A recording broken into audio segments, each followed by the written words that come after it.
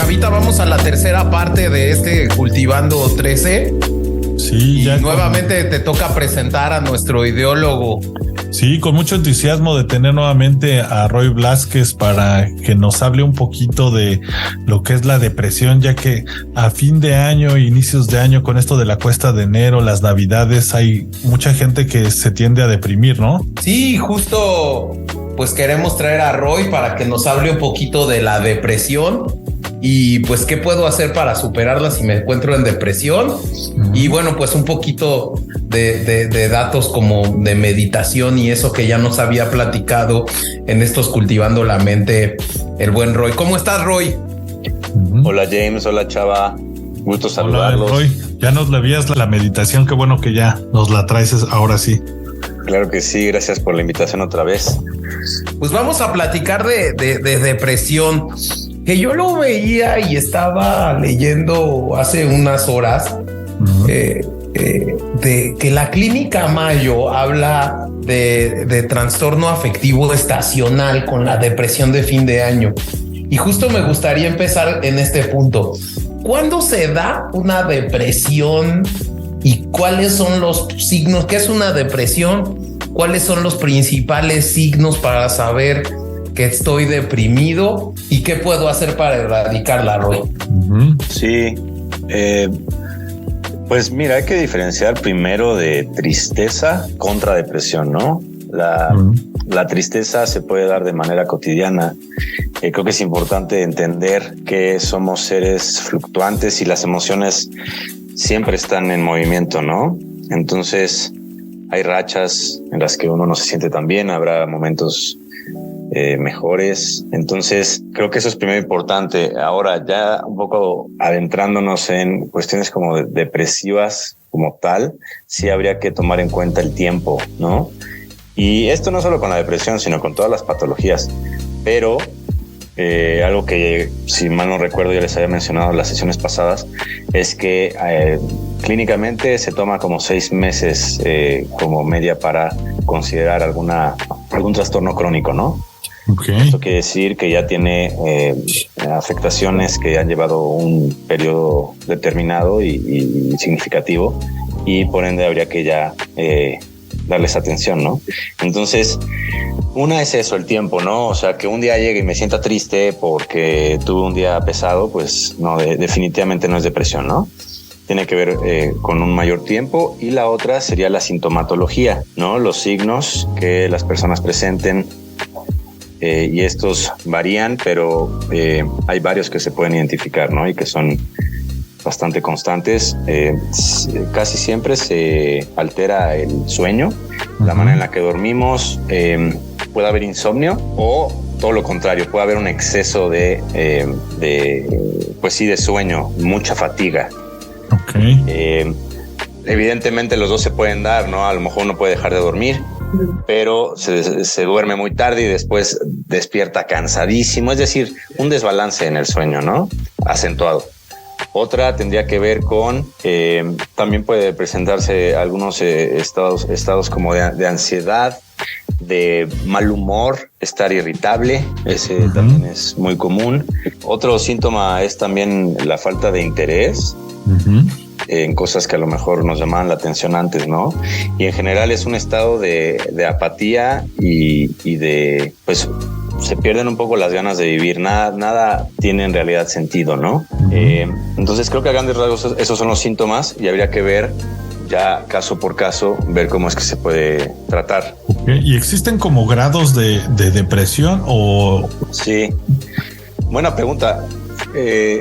Generalmente, o sea, se tendría que ver caso por caso, precisamente porque habrá personas que presenten, a lo mejor hay personas que toda la vida han estado con algún grado de depresión, que tienen ese tipo de personalidad, que a lo mejor tienden a disfrutar menos la vida, a lo mejor a ver todo de manera más negativa, a no estar tan motivados. Y esto lo podemos ver en personas que a lo mejor llevan así 10 años y más sin embargo no por eso dejan de trabajar o no por eso dejan de tener vínculos sociales y parecerían estar normales, ¿no? Sí, porque ¿en qué momento es, sabes qué?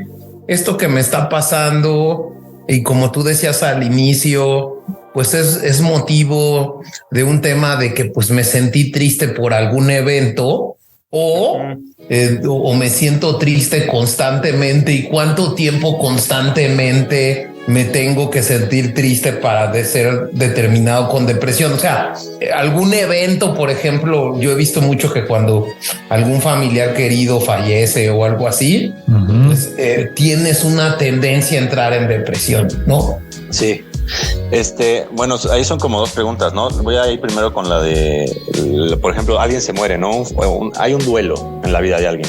Sí. Y los duelos, definitivamente hay un pico de depresión en la vida de el sujeto, y esto toma aproximadamente, a ver, esto es una medida, les digo, un poco arbitraria y es una media, pero se da de la misma manera 6 meses, ¿no? Entonces, digamos, se te muere alguien, obviamente vas a tener un periodo de muchísima tristeza, de muy poca motivación. Más sin embargo, si eres mentalmente saludable, entre comillas, en unos 6 meses tendrías que estar mejor. Sí.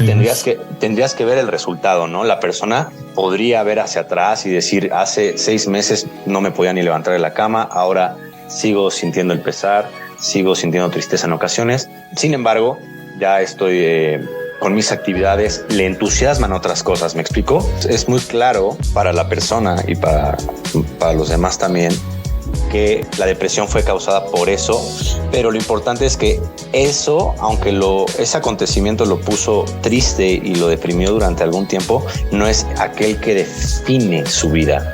Tiene otros aspectos de la vida los cuales lo motivan y de ahí es de donde se agarra para poder salir. Alguien con una depresión mayor no encuentra estos puntos o estas otras áreas de la vida que puede agarrarse, de las cuales puede agarrarse para encontrarle sentido, ¿no? Okay. Esta es la primera pregunta que habías hecho. Y bueno, un poco respondiendo a la segunda pregunta de James, que tenía que ver un poco con cuándo darse cuenta si ya es un poco más grave.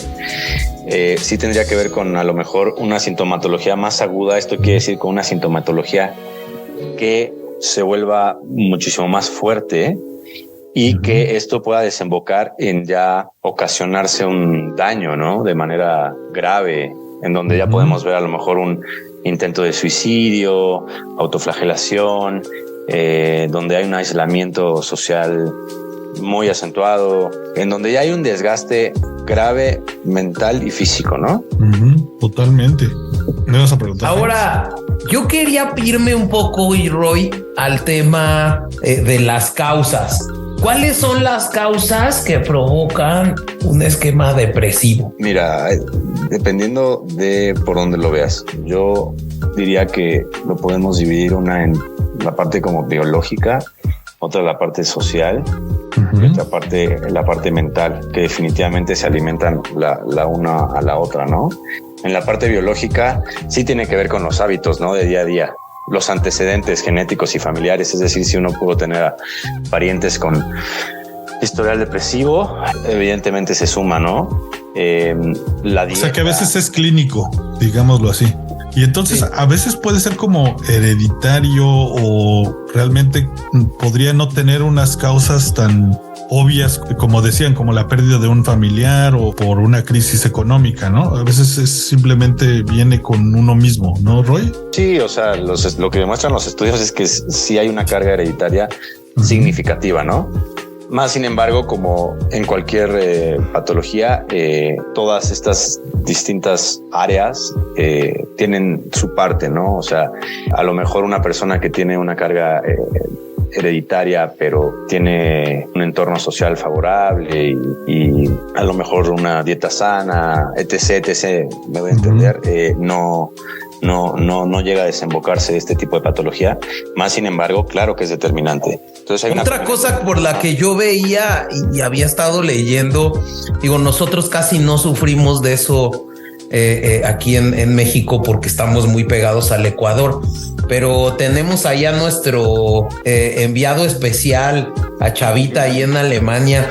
¿Tú cómo observas, Chavita, que sí hay depresión más cuando en los inviernos pues dura menos la luz del sol que en los veranos? Sí, definitivamente.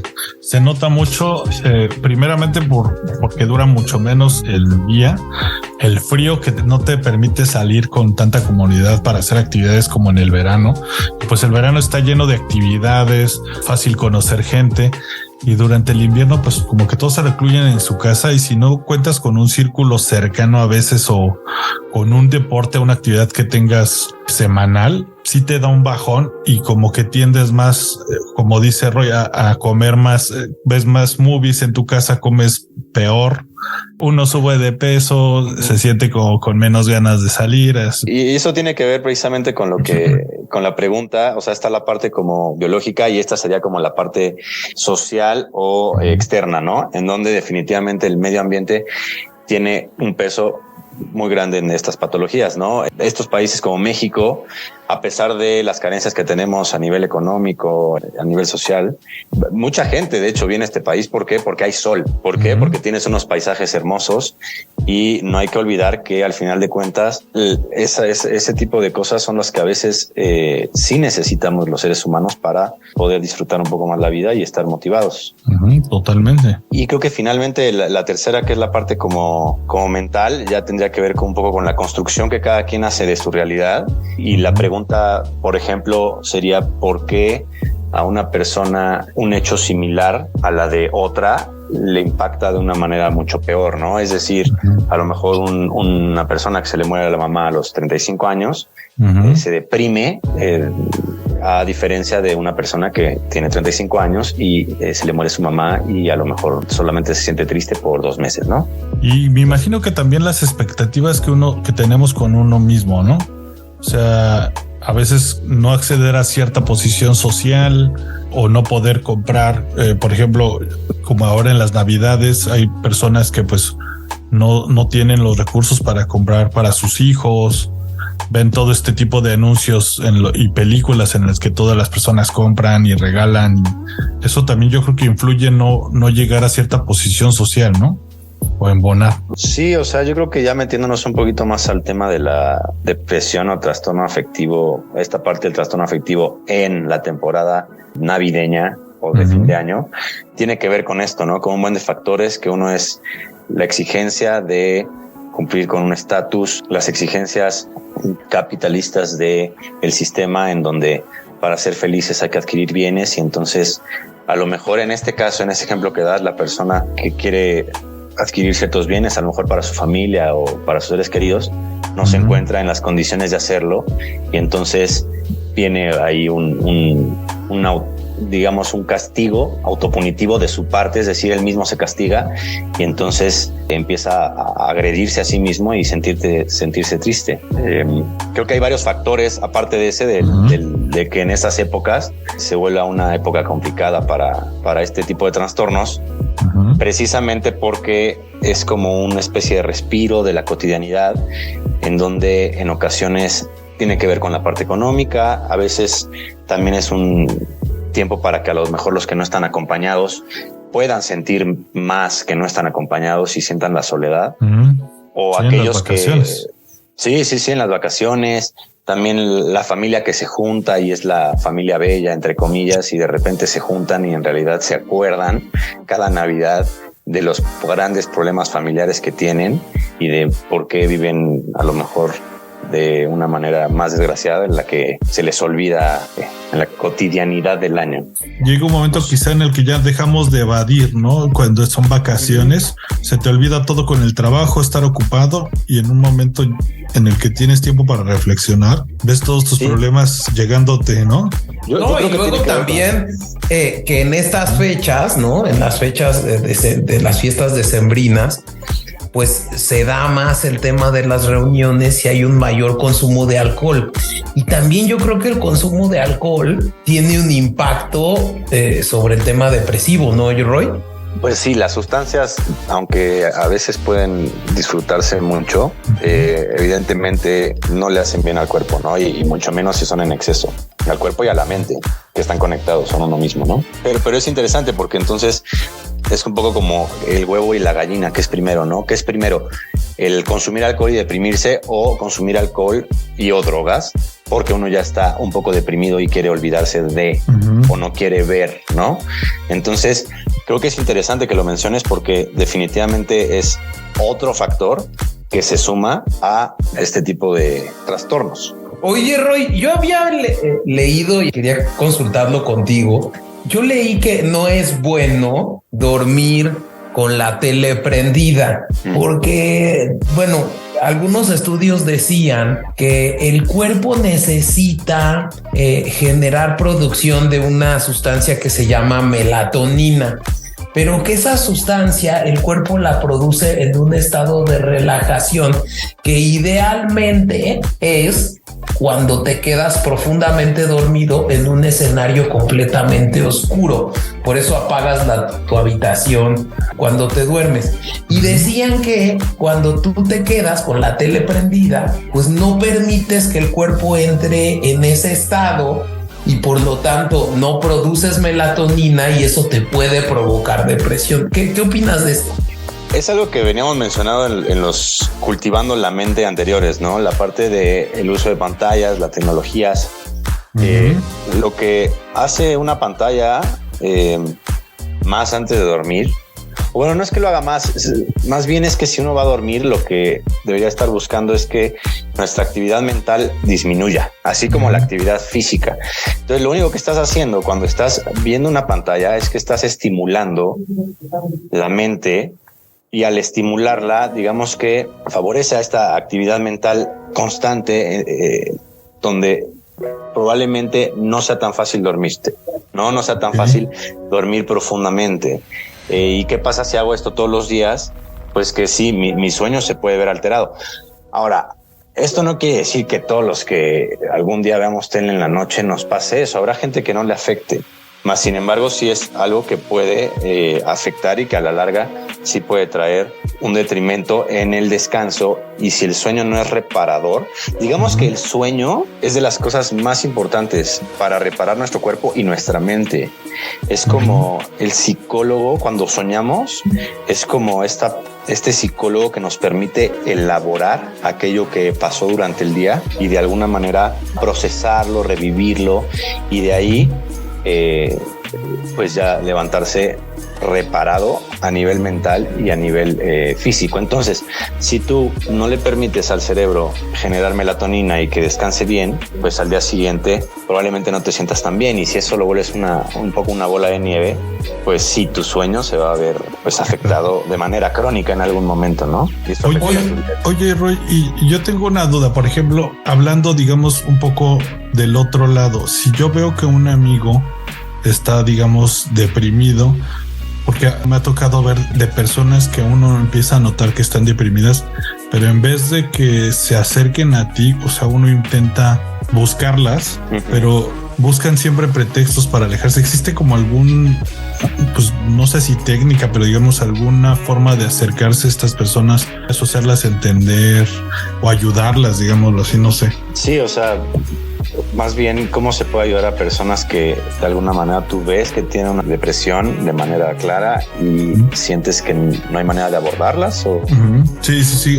¿Cómo es la manera de abordarlas? Eso, perdón. Está mejor dicho así. Pues mira, a ver, dos cosas. Una es, creo que no siempre se puede detectar si alguien está deprimido, ¿no? Hay ocasiones en donde habrá gente que veamos muy alegre.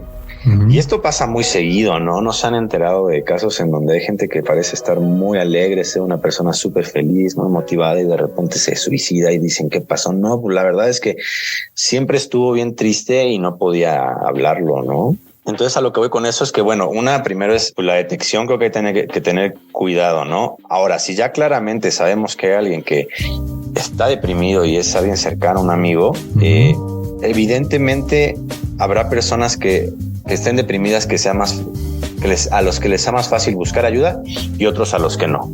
Entonces, si a estos que no les es fácil buscar ayuda empiezan a ser más esquizoides, más encerrados, empiezan a apartarse de los amigos, de los familiares, creo que sí es importante pues hasta insistir, ¿no? Como amigo o como pareja o familiar, hablar con honestidad. Creo que eso es lo más importante, ¿no?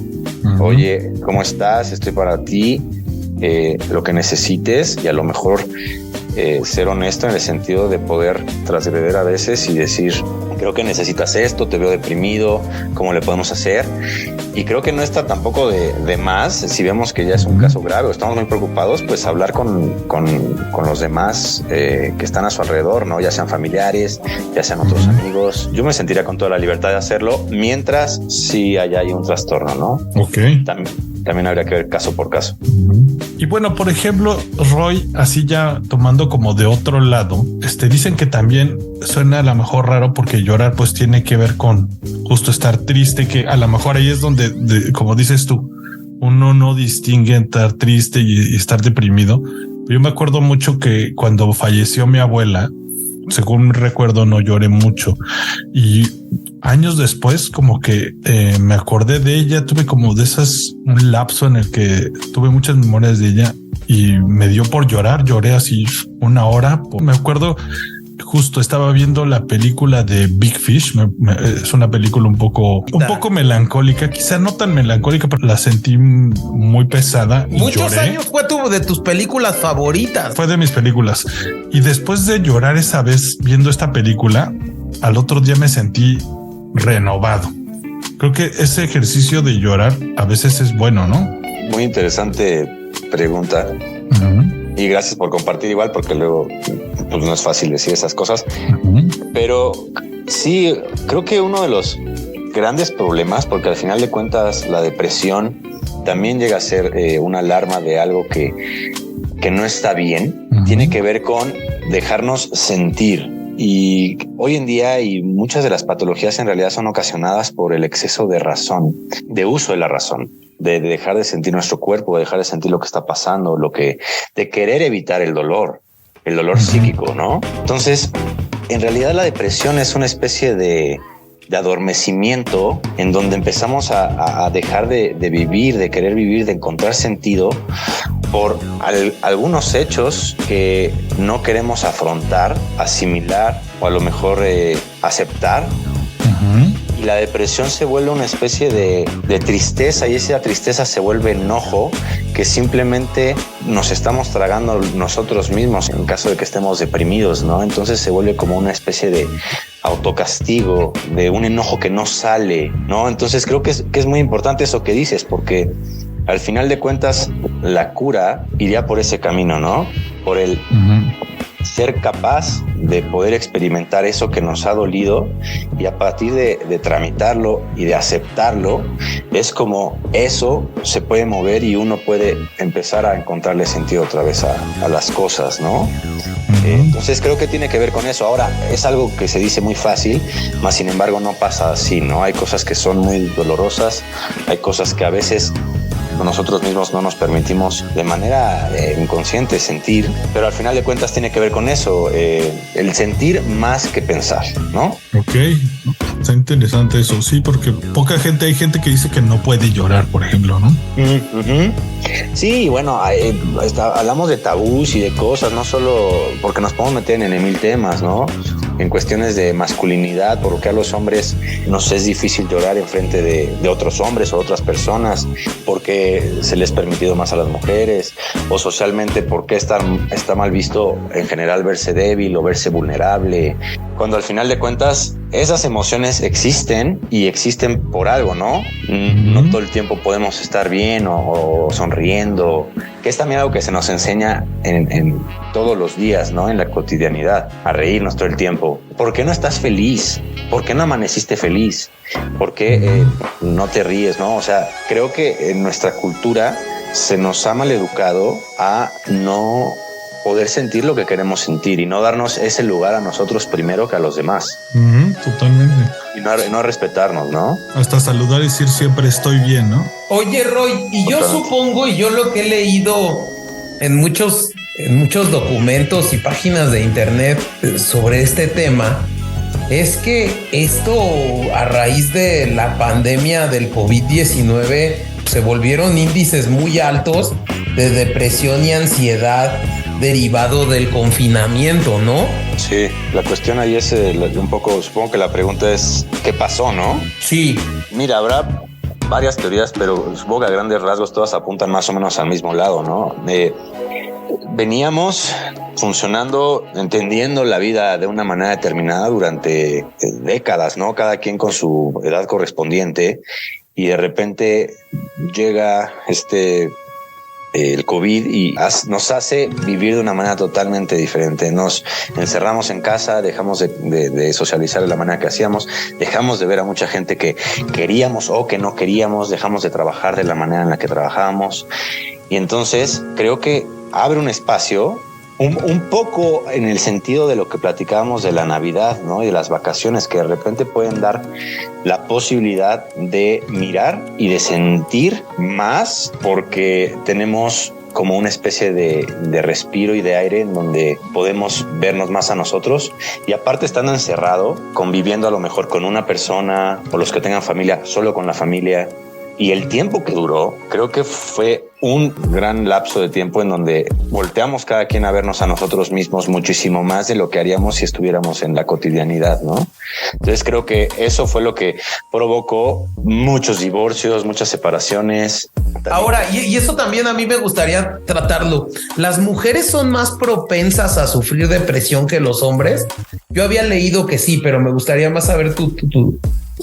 Pues yo más bien diría que, a ver, hoy en día es peligroso también dividir la parte como del género, porque de lo que se está tratando en realidad es ya no de dividirnos en ese sentido, pero yo sí me atrevería a decir que también por lo mismo creo que se ha permitido, no es que las mujeres estén más deprimidas o se depriman más bien creo que podemos ver más a las mujeres deprimidas porque se les permite más en sociedad verse tristes o verse llorando o verse débiles. ¿Me explico? Creo que ese sí es un punto, pero justo coincido en la parte social, pero creo que en la parte, digo, y no soy médico ni soy experto en temas de salud, pero naturalmente la mujer sufre cambios hormonales, digamos, y mayores cambios hormonales en comparación de lo que los hombres. O sea, digamos, el tema de la menstruación, el tema de un parto, el tema de la menopausia,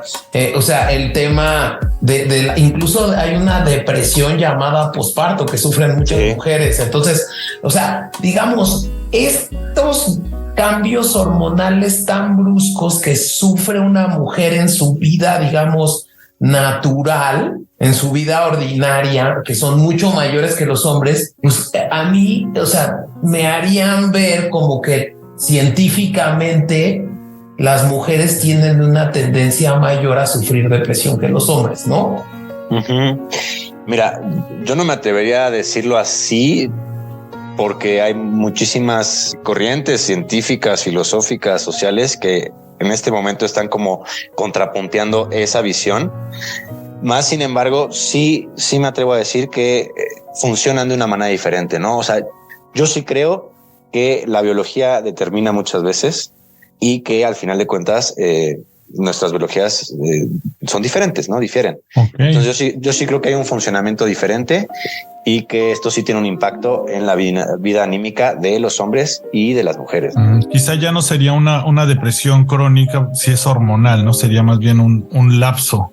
Pues eso es digámoslo así. Sí, es como un señalamiento, ¿no? Eso creo que es un buen señalamiento el que has, chaval. Sí, porque precisamente hasta qué punto el que a lo mejor una persona esté una semana sintiéndose triste o haciendo, entre comillas, drama, apunta a una depresión como tal, más a un estado normal donde a la próxima semana estará de otra manera, ¿no? Ok. Y bueno, ahí también nos gustaría pedirte, Roy, no sé si tengas como algunos consejos o maneras para lidiar con la depresión si ya nos empezamos a sentir mal. ¿Hay alguna manera de manejarlo de una mejor manera? Uno, yo creo que buscar ayuda es lo mejor. O sea, en dado caso de que haya alguien que se sienta realmente mal y que lo pueda identificar, creo que es el buscar ayuda y el poderse sentir vulnerable en frente de otros, ¿no? Porque muchas veces eso se vuelve parte del problema. Alguien que se siente terrible, pero entonces se castiga porque no puede salir de ello como él quisiera, como ella quisiera, o solito, o porque le da pena y le da miedo, y entonces también el que le dé pena y le dé miedo es parte de cómo se castiga. Me explico, como una bola de nieve en donde se vuelve parte de la depresión. Entonces creo que lo primero es aceptarse vulnerable y humano como todos, y poder ir con la persona a la que más confianza le tengamos o con las que sean, y decirle: me siento mal, necesito ayuda, ¿no? Creo que el problema a veces es cuando la persona se siente sola, que eso también es luego causa de depresión, ¿no? Que dice: bueno, quiero buscar ayuda y no encuentro a quién. Creo que ahí es cuando deben de buscar un especialista, y sé que es lo más difícil, como aceptar o querer ayuda. Creo que ese es el primer paso para la solución, aunque suene un poco cliché, pero es verdad, ¿no?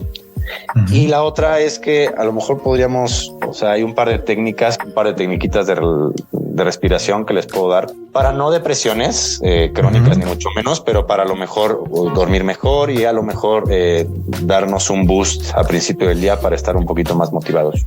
Pues venga, Roy. Sí, súper bueno. Bueno, estas son 2 técnicas de respiración que a lo que apuntan es precisamente la primera, que se llama 10-20-30. Es para un poco activar el sistema nervioso periférico y sentirse motivado, sentirse más despierto y poder dar un empujón, ¿no? Y esto lo pueden hacer todas las mañanas. Pueden hacerlo acostados o sentados en un lugar cómodo. Si lo hacen sentados, traten de estar reclinados, porque van a inhalar mucho oxígeno y entonces pueden marearse un poquito, pero no pasa nada. Entonces el sistema 10-20-30, primero tienen que hacer 10 respiraciones fuertes, inhalaciones por la boca, y sueltan inmediatamente, ¿no? Hacen 10, el número 10, vuelven a hacer una 11ava y retienen la respiración por 10 segundos. Después liberan y hacen lo mismo con 20, retienen 20 segundos y hacen lo mismo después con 30, ¿no? Esto lo que va a hacer es que va a meterles una especie de boost, literalmente. Es como una especie de, drogarse un poco con oxígeno de manera natural, y lo que hace es que te va a activar, te va a despertar, ¿no? A veces está bueno.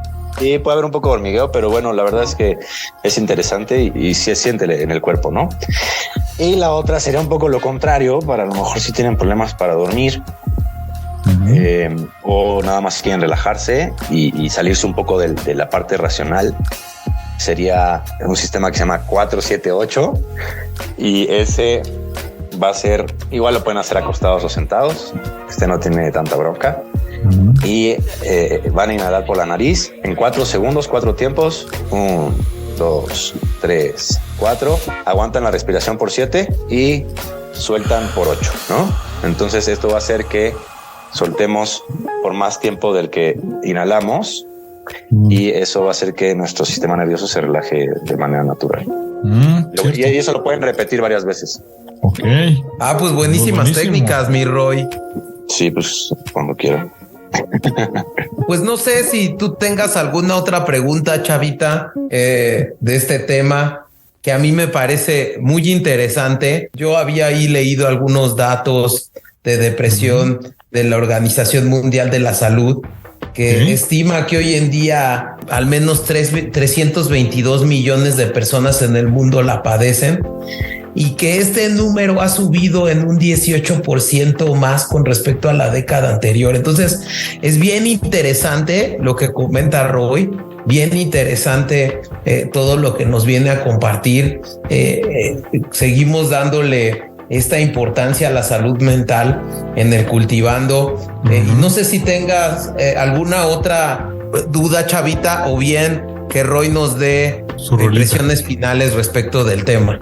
Quizás decir que justo escuchando las estadísticas de que existe muchísima gente en este estado, pues decirle a nuestros escuchas y a muchas personas que hay que darnos cuenta de que no somos los únicos que estamos lidiando con ello, y pues si no somos los únicos y hay gente que se recupera, también ustedes pueden, ¿no? Buenísimo.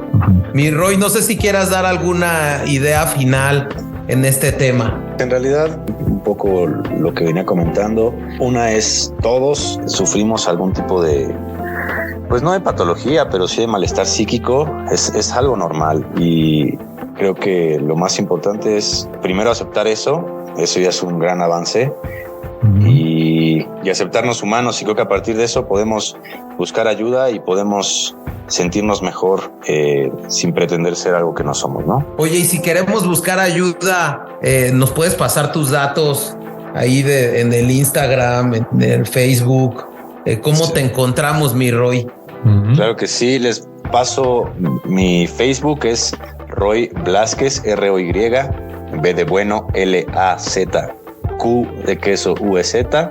Mi Instagram es Roy Blázquez, pero con doble Z al final. Okay. Y mi correo electrónico también es royblazquez@hotmail.com para lo que se les ofrezca. Perfecto, pues ya estamos. Oye, Roy, queríamos en cultivando que todos nuestros ideólogos nos recomienden, aparte de la rola que corta la sección, si escuchas algún podcast, recomendárnoslo. Pues mira, aquí hay dos podcasts que uno que ya llevo tiempo escuchando y otro que estoy empezando a escuchar, James. Uno se llama Psicología al Desnudo, que es de una chava que la verdad explica todo de manera como muy cotidiana, pero de manera clara. Me está gustando, chéquenlo. Okay. Y otro se llama Inefable, que es de un psicoanalista que se llama Juan Manuel Martínez, argentino. Okay. Ese está un poquito más clavado, pero si hay gente que nos escucha que le interesa como la parte teórica de la clínica psicoanalítica, también puede darle ahí un play. Súper, suena buenísimo. Oye, Roy, y ya para terminar, ponte la rola, ¿no? Bien, vamos a escuchar una que se llama Separation Anxiety, poniéndonos un poco psicológicos, de Faith No More. Es una canción del último disco de Faith No More. Súper, pues vámonos con la rola y nos vemos la próxima semana, ¿no, James? Nos vemos la próxima semana. Y pues bueno, ahora sí, muchísimas gracias, Roy, nuevamente, y gracias a todos por escucharnos. Y ya nos veremos en el Cultivando la Mente 4. Gracias, James. Gracias, Chava. Muchas gracias.